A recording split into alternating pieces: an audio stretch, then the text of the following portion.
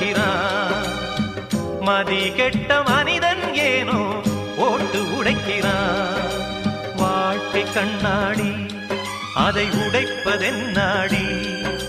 வாழ்க்கை கண்ணாடி அதை உடைப்பதென்னாடி?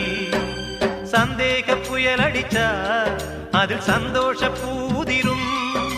சந்தேக புயல் அடிச்சா அதில் சந்தோஷ பூதிரும்.